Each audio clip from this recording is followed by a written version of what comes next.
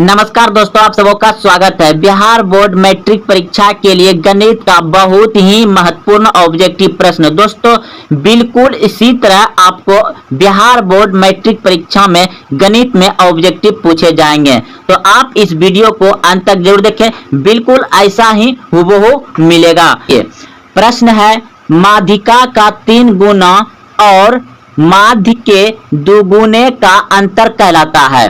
माध्यिका का 3 गुना और माध्य के दुगुने का अंतर कहलाता है। आपका ऑप्शन नंबर सी बिल्कुल सही हो जाएगा, बहुलक कहलाता है। याद रखिएगा, माध्यिका का 3 गुना और माध्य के दुगुने का अंतर कहलाता है, क्या कहलाता है? बहुलक कहलाता है। अगला प्रश्न देखिए। अब प्रश्न है 5, 3, 7, 6, 4, 2, 1 की माध्यिका है।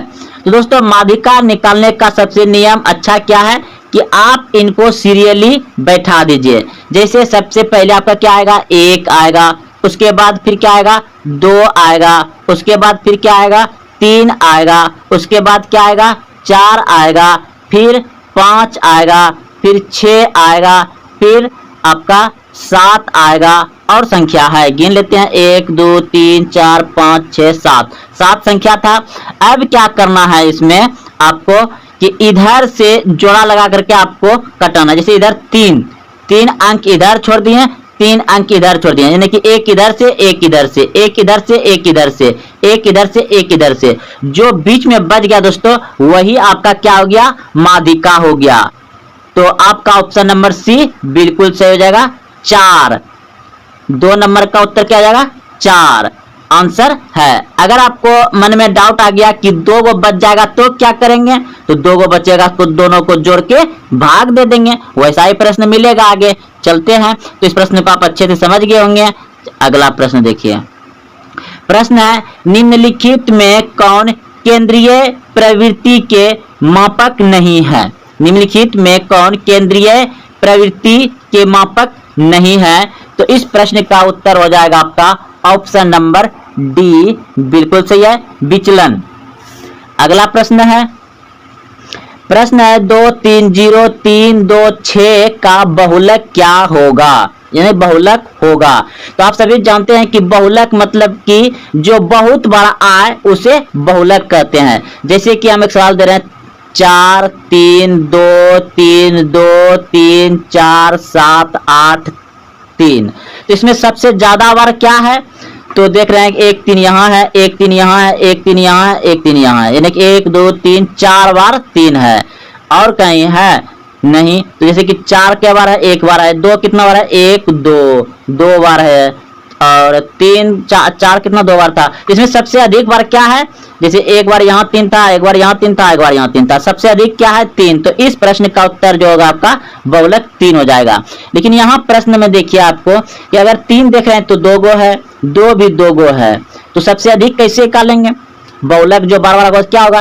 तो जो हमको जो ये बराबर संख्या 2 है और 3, ये 2 बार आया है, तो इन दोनों को जोड़ के 2 से भाग दे देंगे। यानी कि कितना जाएगा? 3 2 5, 5 में 2 से भाग दे दीजिएगा तो यानी कि कितना जाएगा? तब 2 दूना 4। अब बच गया कितना? इधर 1, तो 10 में दे दिया, उधर 10 हो गया, 5 दूनी 10, यानी कि आपका कितना बहुलक आ गया? कितना आ गया? 2.5। 2.5 कहाँ है? ऑप्शन नंबर डी में। तो आपका ऑप्शन नंबर डी सही हो जाएगा। चलते अगले प्रश्न की ओर। अगला प्रश्न देखिए, 3 4 0 3 4 5 का बहुलक होगा। तो दोस्तों इसमें देख रहे हैं आप वैसे ही प्रश्न जैसे कि अभी तुरंत बनाए हैं। 4 भी 2 बार है और 3 बार भी, 3 जो है कि ये भी 2 बार है, तो इसको भी वही करेंगे। 3 प्लस कितना है? 4, 4 को जोड़ देंगे और 2 से भाग दे देंगे, तो कितना हो जाएगा? 4 3 7 में 2 से भाग दीजिएगा तो 3 दूना 6, बच गया 1, तो 10 में रख दे देंगे, तो वहां कितना हो जाएगा? 10 हो जाएगा, 5 दूनी 10, यानी कि 3.5 हो जाएगा। 3.5 आपका कहाँ है? ऑप्शन नंबर डी सही है, आपका ये बहुलक हो जाएगा। अगला प्रश्न देखिए।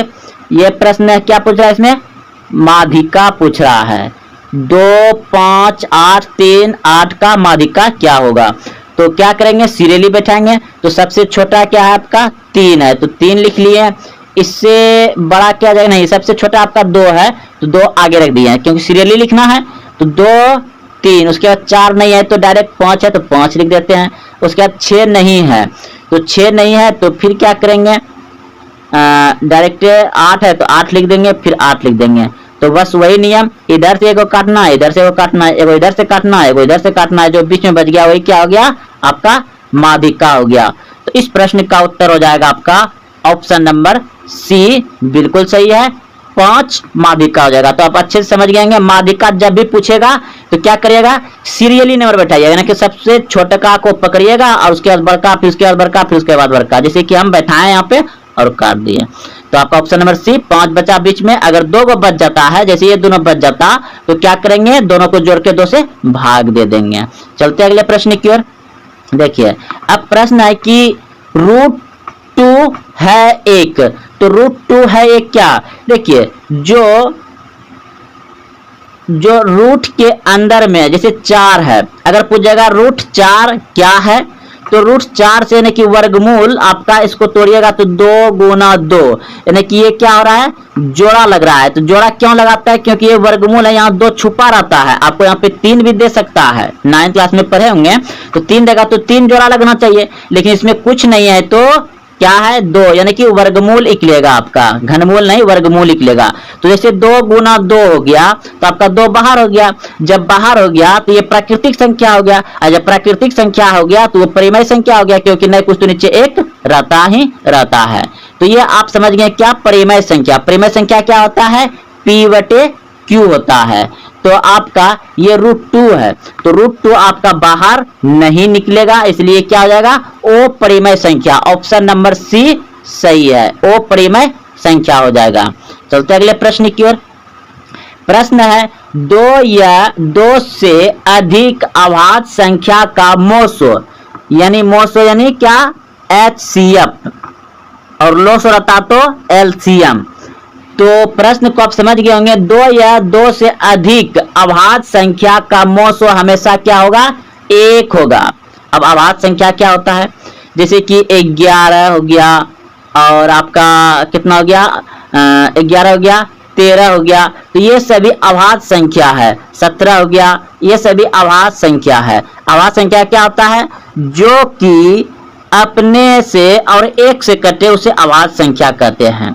तो आप समझ गए, 2 या 2 से अधिक अभाज्य संख्याओं का मोसो क्या होगा, हमेशा 1 होगा। ऑप्शन नंबर ए सही है।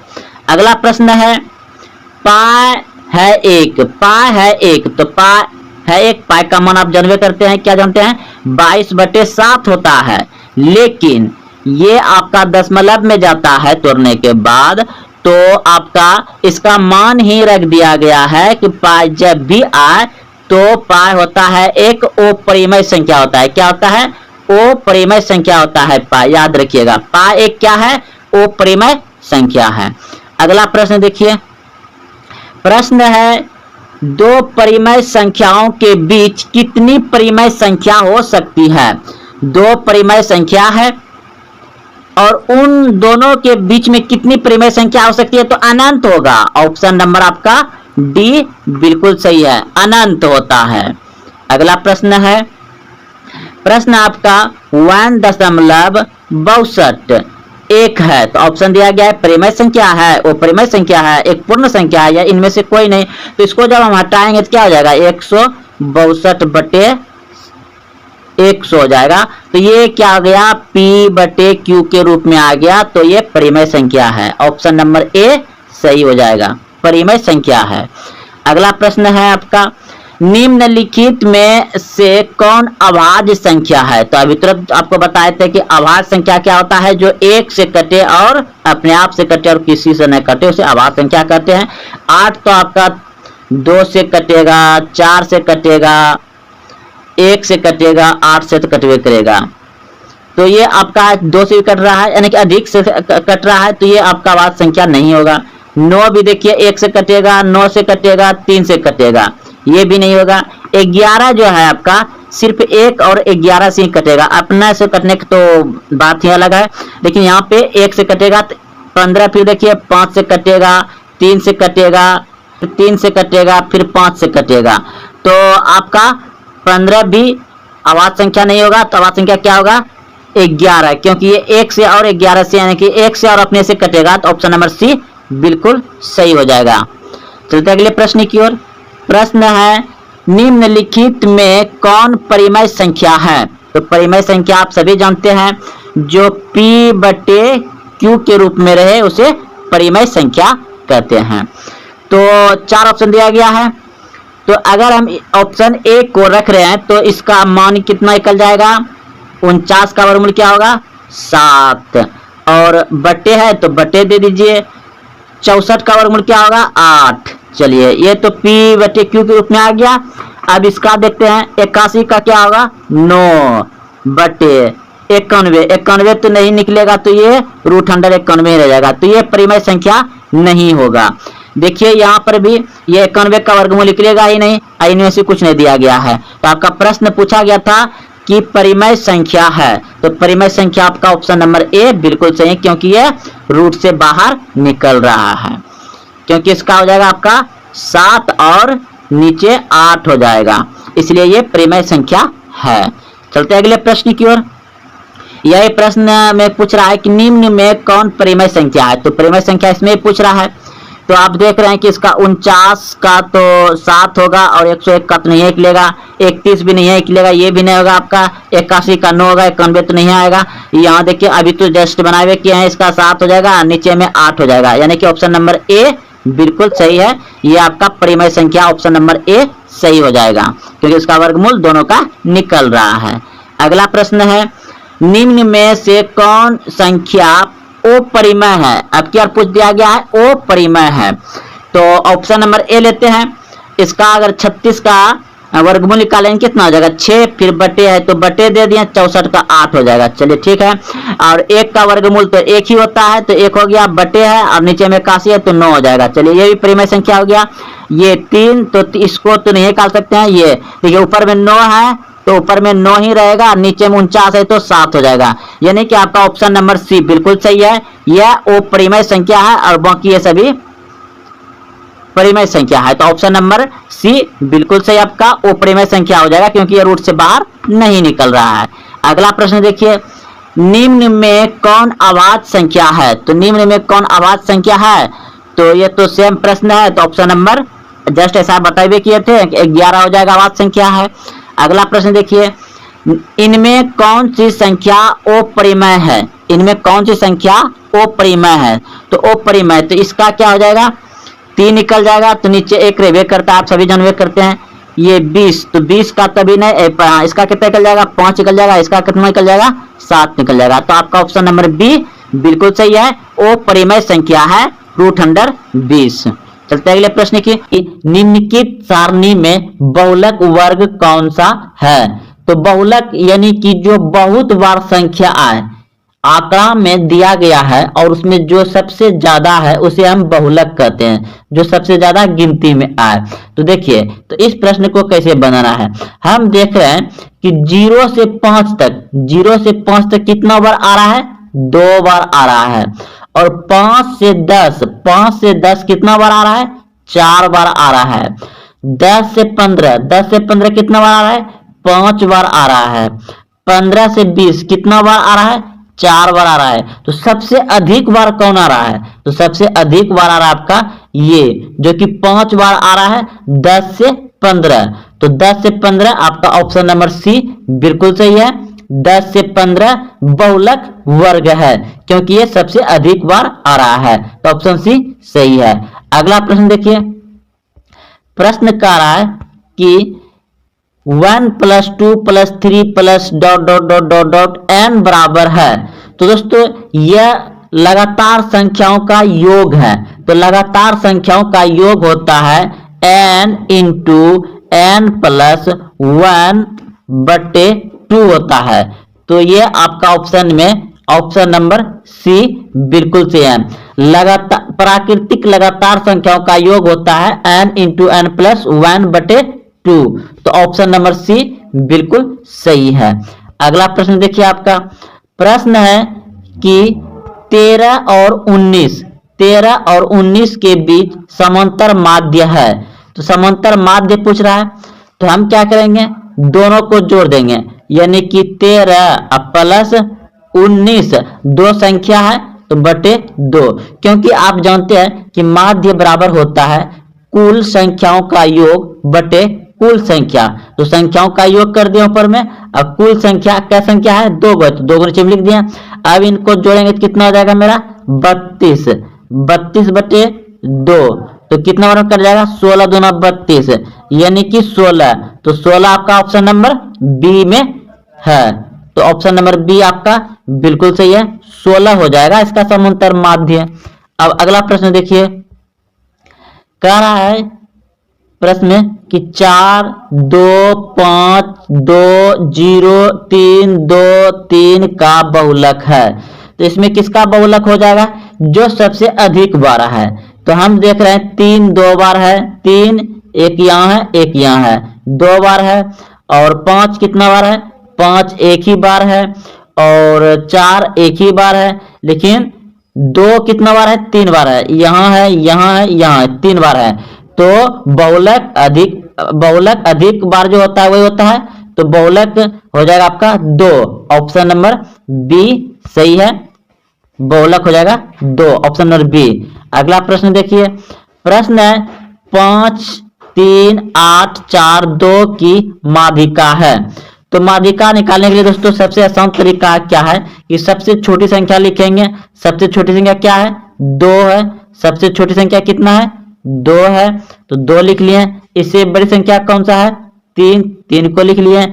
3 से बड़ी संख्या कौन है, 4, 4 लिख लिए। 4 से बड़ी संख्या कौन है, 5, 5 लिख लिए। 5 से बड़ी संख्या कौन है, इसमें से डायरेक्ट 8 है, तो 8 लिख लिए। अब क्या करेंगे, देख लीजिए एक बार मिला लीजिए, 2 4 5, 5 संख्या है, तो यहाँ भी 2 4 5 संख्या है। अब तो इस तरह से लिखने के बाद एक इधर से हटाएंगे एक इधर से हटाएंगे, एक इधर से एक हटाएंगे एक इधर से हटाएंगे, जो बीच में बच गया वही मेरा माध्यिका हो गया। अगर 2 को बच जाता है तो दोनों को जोड़ के 2 से भाग दे देते हैं, तो कितना बीच में बचा, 4। तो ऑप्शन नंबर बी मेरा बिल्कुल सही है। तो माध्यिका कितना हो जाएगा, 5 3 8 2 4 की माध्यिका कितना हो जाएगा, 4, ऑप्शन नंबर बी सही है। अगला प्रश्न देखिए, प्रश्न ये भी माध्यिका है, कह रहा है कि 2 6 5 4 3 1 की माध्यिका होगी। तो हम क्या करेंगे, छोटी संख्या से बड़ी संख्या में बैठा देंगे। तो सबसे छोटी संख्या 1 है, उसके बाद 2 है, उसके बाद 3 है, उसके बाद 3 के बाद 4 भी है, 4 के बाद 5 भी है, 5 के बाद 6 भी है, और है कितना संख्या है, 1 2 3 4 5 6 संख्या है। तो मेरा भी यहाँ 6 संख्या हो गया। तो क्या करेंगे, एक इधर से काट देंगे, एक इधर से काटेंगे, एक इधर से एक इधर से, और मेरे पास क्या कितना संख्या बच गया, 2 संख्या बच गया। यानी कि जब 2 संख्या बच गया तो दोनों को जोड़ देंगे, 4 3 7 हो गया, 7 बटे 2 हो गया। अब इसको कटा दीजिए, 3 दूना 6, 3 दूना 6 कट गया, बचे कितना 1, यानी कि दशमलव दे देंगे उसमें, तो कितना हो जाएगा वो 10 हो जाएगा। तो 5 दूनी 10, तो आपका 3 दूना 6, सॉरी दोस्तों यहाँ पे 3 हो जाएगा, 3 दूना 6, और बच गया आपका कितना 1, तो दशमलव बैठा दिए। दशमलव बैठाने के बाद 5 से भाग लगेगा, 5 दूनी 10, यानी कि 3.5, यानी कि 7 का अध्ययन कितना होता है, 3.5। तो ऑप्शन नंबर बी बिल्कुल सही है, 7 का अध्ययन, क्योंकि इन दोनों को जोड़े थे, 4 3 7 हो गया, 7 में 2 से भाग दे दिए, अध्ययन कर दिए उसको, तो 3.5 हो गया। चलिए अगले प्रश्न की ओर। प्रश्न है आपका, आंकड़ा 8 10 15 6 5 25 30 का परिसर है। परिसर जब भी दोस्तों पूछे तो क्या करिए, सबसे बड़ी संख्या को पकड़िए। इसमें सबसे बड़ी संख्या कहाँ है आपका, 30, 30 को लिख लीजिए। उसके बाद देखिए दोस्तों, सबसे छोटी संख्या को पकड़िए। सबसे छोटी संख्या कितना है, सबसे बड़ी संख्या 30 था, और सबसे छोटी संख्या कितना है, 5, तो 5 इसमें घटा दीजिए, तो कितना बच जाएगा आपका 25। तो आपका यही आ गया 25, ऑप्शन नंबर ए बिल्कुल सही है। कितना परिसर है, 25 है। चलिए अगले प्रश्न की ओर। प्रश्न है अब आपका, ये भी परिसर ही है, 24 15 22 13 19 10 तथा 30 का परिसर होगा। तो सबसे बड़ी संख्या इसमें से क्या है मेरा 30 है, तो 30 को रख लिया। उसके बाद इससे सबसे छोटी संख्या कितना है मेरे पास, इससे छोटी संख्या 9 है। इससे और छोटी है नहीं है, तो क्या करेंगे इसमें 9 को घटा देंगे तो कितना बच जाएगा 21 आ जाएगा। तो 21 कहाँ है आपका, 21 है ऑप्शन नंबर डी में। तो इस प्रश्न का उत्तर हो गया आपका ऑप्शन नंबर डी। परिसर जब भी पूछे दोस्तों तो बड़ी संख्या पकड़िए और छोटी संख्या को क्या करिए घटा दीजिए। तो 30 में 9 गया कितना बच गया 21, ऑप्शन नंबर डी बिल्कुल सही है 21। चलते अगले प्रश्न की ओर। प्रश्न आपका है कि वर्ग अंतराल 110 से 130 का वर्ग चिन्ह होगा। 110 से 130 के बीच में क्या होगा, वर्ग चिन्ह पूछ रहा है। तो दोस्तों इसके बीच में हो जाएगा 120, क्योंकि 110 है, फिर 120 130 यानी कि 120 हो जाएगा, इसका बीच में यही आ रहा है। तो मेरा ऑप्शन नंबर डी सही है 120, ऑप्शन नंबर डी 120 सही है। अगला प्रश्न देखिए। प्रश्न कर रहा है कि 13013 का बहुलक होगा। तो साफ इसमें दिखाई दे रहा है कि 3 अधिक बार है, तो इस प्रश्न का ऑप्शन नंबर डी बिल्कुल सही है, 3 बहुलक हो जाएगा। तो दोस्तों ये सभी बहुत ही महत्वपूर्ण ऑब्जेक्टिव प्रश्न थे जो कि बिहार बोर्ड मैट्रिक परीक्षा में पूछे जाते हैं। अगर आप यहां तक पहुंचे हैं तो कमेंट, लाइक और अपने दोस्तों में शेयर जरूर करें। तो फिर मिलते हैं कल एक वीडियो लेकर के, और सबसे अच्छे और जो एग्जाम में प्रश्न पूछे जाते हैं उसी को लेकर के आएंगे। तो मिलते हैं कल। जय हिंद, जय भारत।